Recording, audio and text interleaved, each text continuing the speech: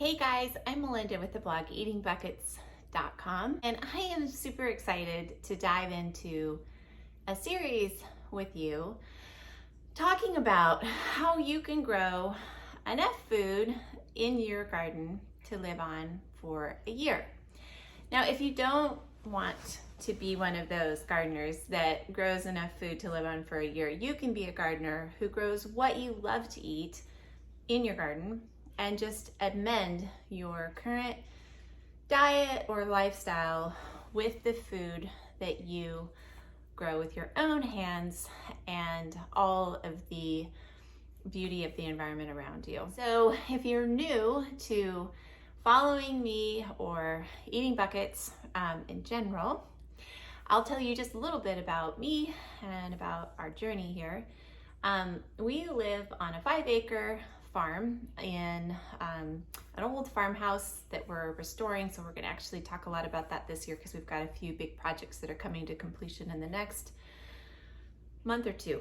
And we use largely permaculture methods. Actually, one key method is called hugelkultur, which is a no-till raised bed gardening method that I'm a huge fan of and we'll talk to you about. I have been gardening for about 9 years. We started in our backyard in our old bungalow in Seattle, and that was my first taste really of what it was like to grow our own food, and I was completely hooked from then.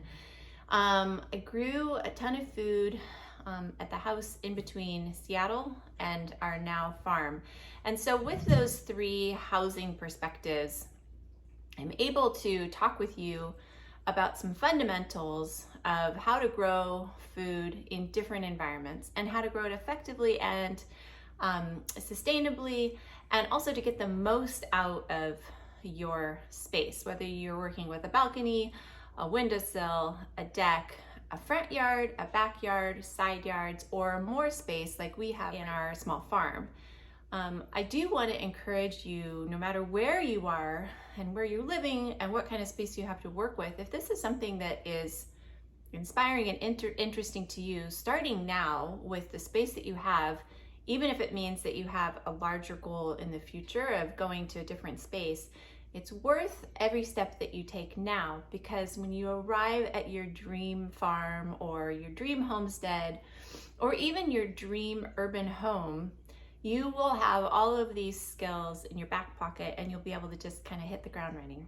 I looked everywhere for resources that would tell me how to grow enough food for my family. And I'm hoping that I can give to you what I wish that I had back at the beginning when I was just getting started. I would love for you, whether you're a new or a seasoned grower, to get something from this series of growing food that is informative and easy and simple and makes it joyful for you rather than stressful and strenuous. That's my goal.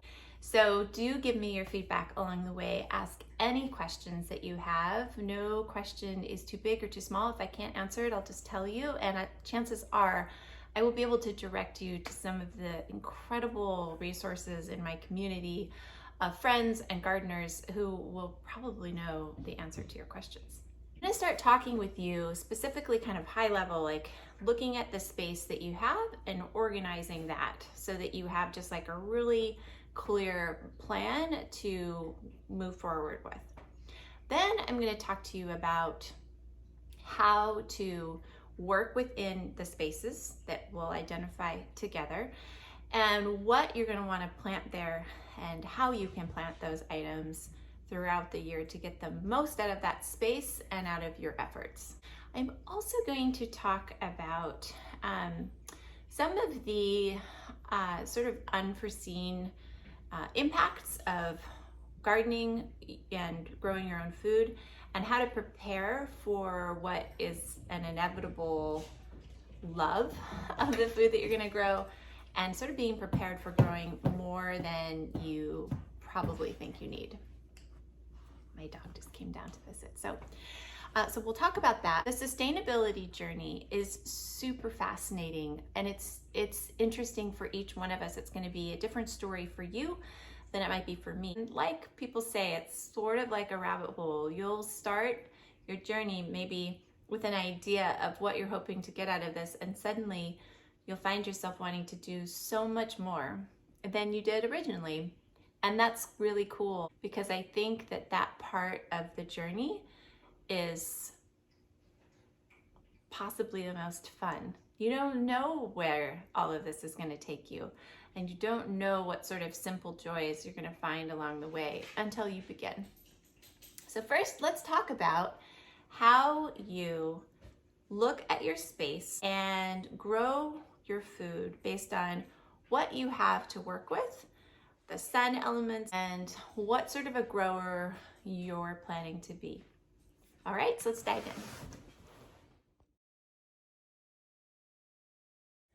So to find your gardening zone, I'm going to ask you to go to the USDA hardiness zone finder, garden.org,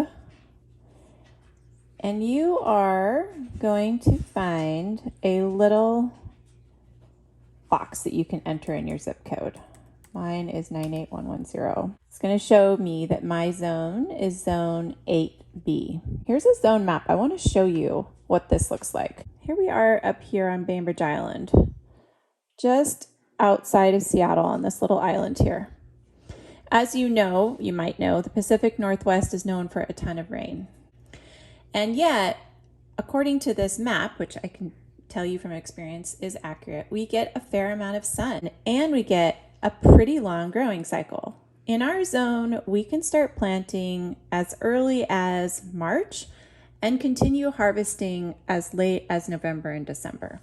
What's fascinating to me, and actually really fascinating to my friend in Georgia, she has the same gardening zone in Savannah, Georgia, as we do up here on Bainbridge Island in Washington State, which is super weird, actually, because what she has in terms of climate is really different than what we have up here. But what we're looking at is what you can grow in an entire growing season within this zone. And that's what we need to know, right? So we have our hardiness zone finder. I know that I am in zone 8B. So I'm going to go to my planting calendar for my area. And it's going to give me a really nice overview of things that I need to sow indoors, transplant, or direct sow. As early as late February. I always push that to early March just because I'm worried about the soil temperature. And then it gives you an idea of the things that you can start planting indoors as well. Now here's a really great overview of all the things that I can happily grow in my zone successfully here. And then I'll know the other stuff that I may want to sort of play around with and test out.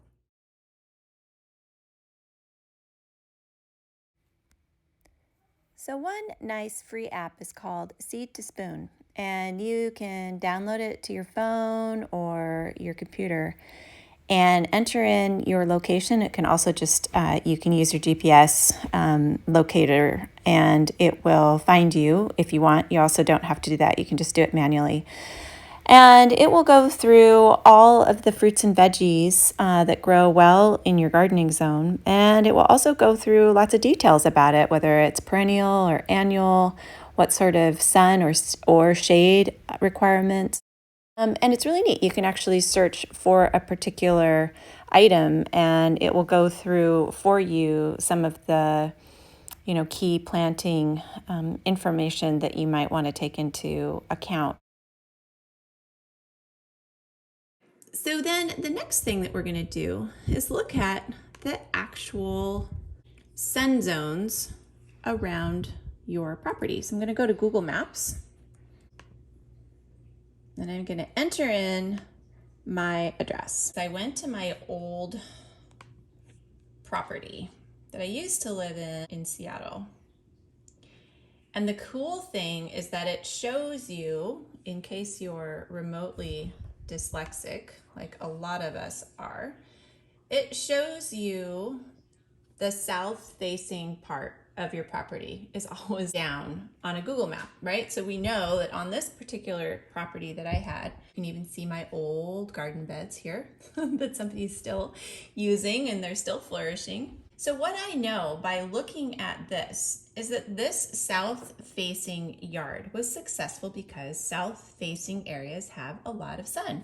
You can also see on your Google Maps how the sun cast shadow of any trees or structures will affect the sun that reaches your garden. And that's super duper important because it helps you explicitly look at where are you going to get the most sun in your yard. If you don't have southern exposure in your yard and you have an east facing backyard, then you're still going to be looking at where can you capture that southern exposure sun. That's going to be your most sun that you get, the hottest exposure throughout the day.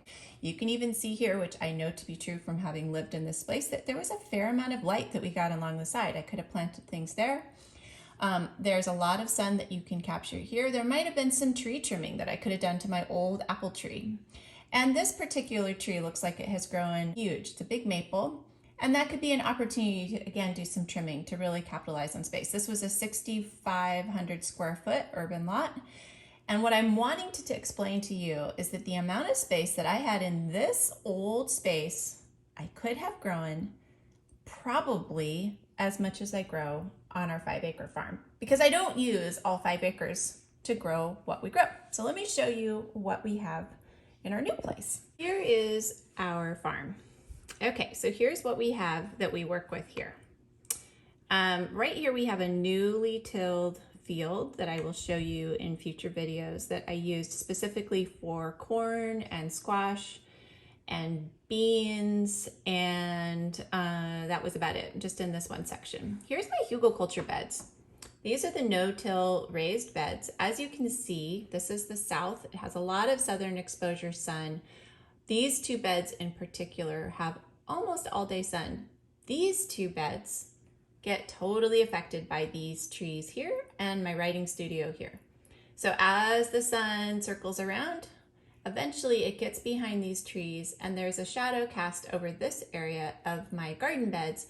And so I know that this area is going to get good morning and early afternoon sun, but not much in the afternoon. And for these areas, I plant a lot of my greens. Right here is where I do my perennial food forest.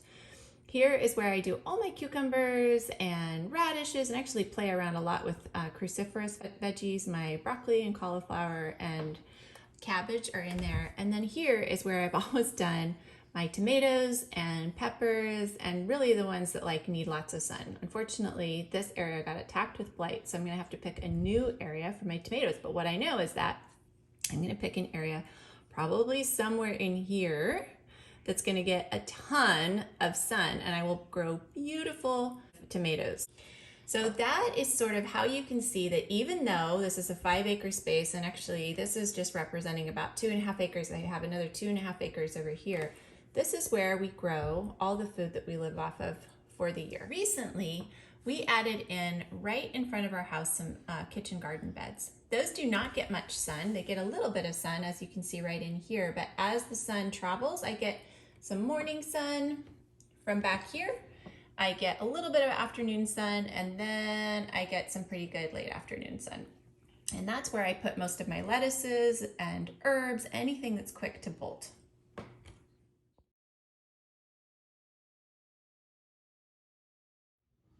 Okay, so in the next session, what we're going to be looking at most specifically is what can you grow in your gardening zone, in the sun and shade zones within your yard. Take this big picture gardening zone, sun zone world, and start to braid together the different pieces of what you have to work with and what your goals are. So I will see you tomorrow when we are going to talk about the big question, which is super on everybody's mind whenever we talk about not just growing food, but growing food to last a year, which is how much do you need to grow? Thanks for joining in, and I'll see you soon. Bye.